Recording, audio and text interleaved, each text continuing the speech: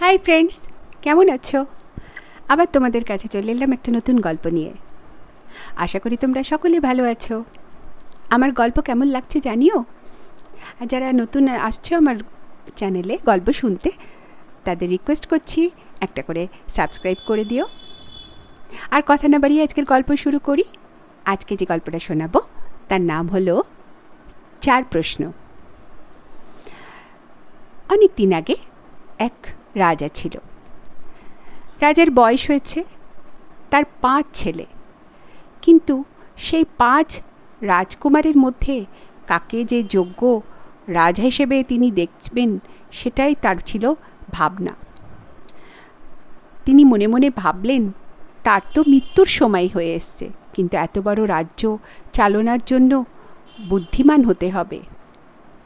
সেই জন্য তার 5 পুত্রকে একদিন তিনি রাজসভায় ডাকলেন।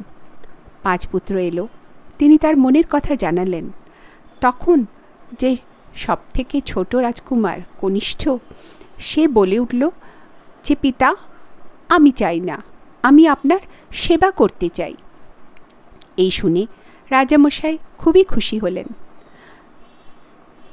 তারপরে তিনি বললেন, ঠিক আছে, তোমার 4 দাদা রয়েছে, আমি আমার 4 পুত্রের মধ্যেই দেখতে চাই যে কে রাজা হওয়ার যোগ্য।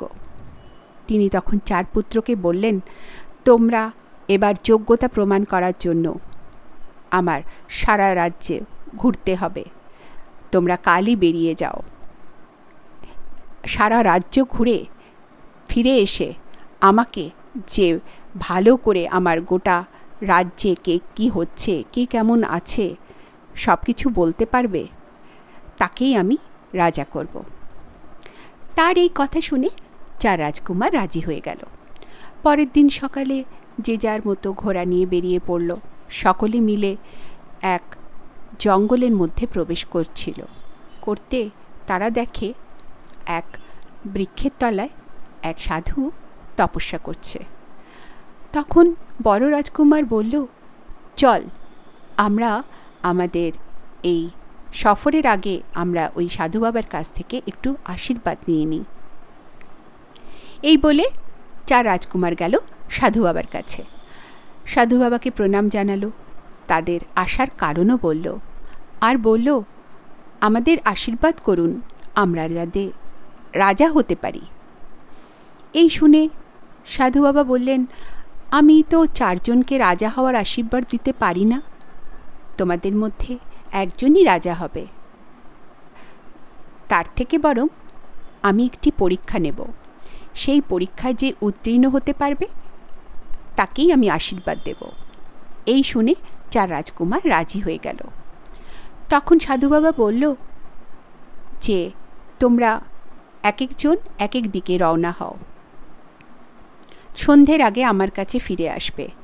তোমরা যা যা দেখবে এসে আমার কাছে বলবে যে তোমরা কি দেখলে আর সেই ঘটনার মানেই বা কী।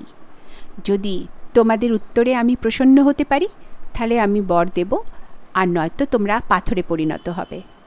এই শুনে 4 রাজকুমার রাজি হয়ে গেল। তারা আর দেরি না করে 4 রাজকুমার 4 দিকে গেল। বড়জন গেল উত্তর দিকে, মেজ রাজকুমার গেল দক্ষিণ দিকে, তৃতীয় রাজকুমার গেল পূর্ব দিকে, আর চতুর্থ রাজকুমার গেল পশ্চিম দিকে। যে বড় রাজকুমার উত্তর দিকে গেল, সে চলতে চলতে চলতে চলতে এমন এক জায়গায় এলো, হঠাৎ তার চোখে পড়ল এমন এক দৃশ্য যে চারিদিকে শুধু ফল আর সবজির বড় বড় গাছ, আর সেই গাছে কত সবজি আর কত ফল ধরে আছে, কিন্তু প্রত্যেকটা সবজি আর ফলের কাছে একটা করে ঝুলন্ত লাঠি ঝুলছে। ঝুলন্ত লাঠিগুলোকে দেখে সে অবাক হয়ে গেল, কাছে পিঠে কেউ নেই অথচ লাঠিগুলো ঝুলছে। সেই দৃশ্য দেখে এগিয়ে গেল, কিন্তু সন্ধে হয়ে এলো। তার মনে পড়ে গেল সন্ধে হওয়ার আগেই ফিরে যেতে হবে। সে আবার রওনা দিল। ফিরে আসতে আসতে আবার সেই জায়গায় যখন সে এলো, দেখল সেই লাঠিগুলো আর নেই। সেই লাঠিগুলোর জায়গায় সেই লাঠিগুলো এক একটা কাস্তেতে পরিণত হয়েছে, আর এক একটা কাস্তে এক একটা ফলকে আর এক একটা সবজিকে কেটে কেটে নিচে ফেলছে। এই দৃশ্য দেখে সে ভারী অবাক হয়ে গেল। সে ফিরে এলো সাধু বাবার কাছে। সাধু বাবা তাকে জিজ্ঞাসা করলো সে কি দেখেছে। তখন বড় রাজকুমার জানালো সেই কথা, সেই অদ্ভুত দৃশ্যের কথা। প্রথমে সে লাঠি দেখেছে সকালে, তারপরে ফেরার সময় সন্ধ্যের বেলায় দেখেছে সেই লাঠিগুলোই এক একটা কাস্তেতে পরিণত হয়েছে। আর যেই লাঠিগুলোই রক্ষণাবেক্ষণ করছিল ফলগুলোর, সবজিগুলোর, সেই লাঠিটাই কাস্তেতে পরিণত হয়ে সেই ফল আর সবজিকে কেটে কেটে ফেলছে।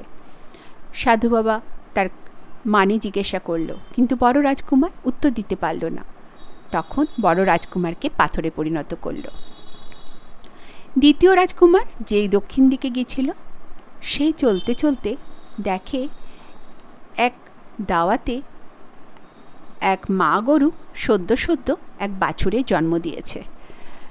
কিন্তু সে অবাক হয়ে গেল দেখে যে মা গরুটি সেই সদ্য বাছুরের দুধ চেটে চেটে খাচ্ছে।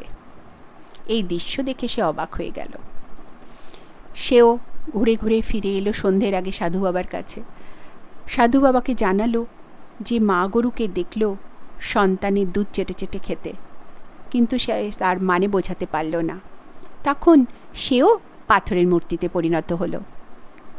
আর তৃতীয় যে রাজকুমার যে গেছিল পূর্ব দিকে, সে দেখেছিল কতগুলো জেলে মাছ ধরছে। তারা প্রচুর মাছ ধরেছে, কিন্তু একটা বয়স্ক জেলে সে তার এক ঝুড়ি মাছ নিয়ে ছোট ছোট মাছগুলোকে সব গিয়ে নদীতে একটা একটা করে ফেলছিল। এই দৃশ্য দেখে সে ভারী অবাক হয়ে গেল যে এত পরিশ্রম করে জেলেরা মাছ ধরছে, আর সেই বয়স্ক জেলেটা সে এক একটা মাছ, ছোট ছোট মাছ নিয়ে সব ফেলে দিচ্ছে এক এক করে। সেও সেই দৃশ্যের কথা এসে সাধু বাবাকে জানালো, কিন্তু তার মানে বোঝাতে পারল না। সেও পাথরে পরিণত হলো। আর যে চতুর্থ রাজকুমার যে গেছিল পশ্চিম দিকে, সে যেতে যেতে দেখে এক বড় পুকুর থেকে কিছু লোক তার পাশে দুটো ছোট ছোট পুকুরকে ভর্তি করছে জল দিয়ে। বড় পুকুর থেকে জল নিয়ে দুটো ছোট ছোট পুকুর ভর্তি করে ফেলল, তবুও বড় পুকুরের জল একটুও কমল না। সেই দৃশ্য দেখে সেও অবাক হয়ে গেল। সেও ফিরে এসে জানালো সাধু বাবাকে। সাধু বাবাকে সে মানে বোঝাতে পারল না। সেও পরিণত হয়ে গেল পাথরে। এদিকে রাত ঘনিয়ে আসে। চার পুত্র তখনও প্রাসাদে ফেরেনি। পিতা চিন্তিত হয়ে গেলেন। ছোট রাজকুমারকে ডেকে পরের দিন সকালে বললেন, যাও দাদাদের খুঁজে নিয়ে এসো। ছোট রাজকুমার ঘুরতে ঘুরতে সেই জঙ্গলে সেই সাধু বাবার কাছে গেল। দেখল পাশে চারটে পাথরের মূর্তি। তার খুব সন্দেহ হলো। সে তখন সাধু বাবাকে গিয়ে বলল, তিনি এই রাজ্যের ছোট রাজকুমার, তার দাদারা কাল থেকে ফেরেনি। সব কিছু শোনার পর সাধু বাবা সব জানালো যে এরাই তাদের দাদা, আর তিনিই তাদের চারটি প্রশ্ন করেছিলেন, কিন্তু তারা উত্তর দিতে না পারায় তারা পাথরের মূর্তিতে পরিণত হয়েছে। ছোট রাজকুমারকে বলল, তুমি যদি আমার এই চারটে প্রশ্নের উত্তর দিতে পারো তাহলে আমি তোমায় আশীর্বাদ করব, আর যদি না পারো তাহলে তুমিও পাথরের মূর্তিতে পরিণত হবে। ছোট রাজকুমার সাধুটির কথায় রাজি হলো। তিনি বললেন, আমি আপনার শর্তে রাজি। তখন সাধু বাবা এক এক করে প্রশ্নগুলি করতে লাগলেন। প্রথম প্রশ্নটি করলেন, সেই ফল আর সবজির পাশে যে লাঠিগুলো যে ফল আর সবজিকে রক্ষা করছিল, পরে তারাই কাস্তেতে পরিণত হয়ে ফল আর সবজিগুলোকে কাটছিল। সেই শুনে ছোট রাজকুমার বলল যে যে রক্ষক সেই ভক্ষক হয়। আমরা যখন আমাদের কোনো ধন সম্পত্তি কারুর কাছে গচ্ছিত রাখি, অনেক বিশ্বাস নিয়ে রাখি, কিন্তু সেই রক্ষক যখন তার বিশ্বাস ভঙ্গ করে, তার ধন সম্পত্তি হাতিয়ে নেয়, সে তখন ভক্ষক হয়ে যায়, সেই রক্ষকই ভক্ষক হয়ে যায়। তার প্রশ্নের উত্তর শুনে সাধু বাবা খুশি হলেন। বড় রাজকুমার মুক্তি পেল। এরপর এলো মেজ রাজকুমারের প্রশ্নের উত্তরের পালা। সে দেখেছিল এক মা গরু তার সদ্য বাছুর দুধ চেটে চেটে খাচ্ছে। তখন ছোট রাজকুমার বললেন, এই হলো আমাদের মা বাবা তার সন্তানের প্রতি তাদের দায়িত্ব। বয়সকালে মা বাবার লাঠি হলো তার সন্তান। সন্তানই মা বাবাকে বয়সকালে দেখাশোনা করে যদি তার সংস্কার ঠিক হয়। সেই সংস্কার দেওয়ার কর্তব্য হলো মা বাবার ছোট থেকে। তার এই উত্তর শুনে সাধু বাবা খুশি হলেন।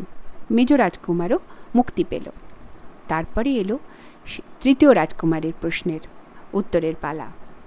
সে দেখেছিল সেই জেলে রাজা মাছ ধরেছিল কষ্ট করে। এক বৃদ্ধ জেলে ছোট ছোট মাছগুলো আবার নদীতে ফেলে দিচ্ছিল।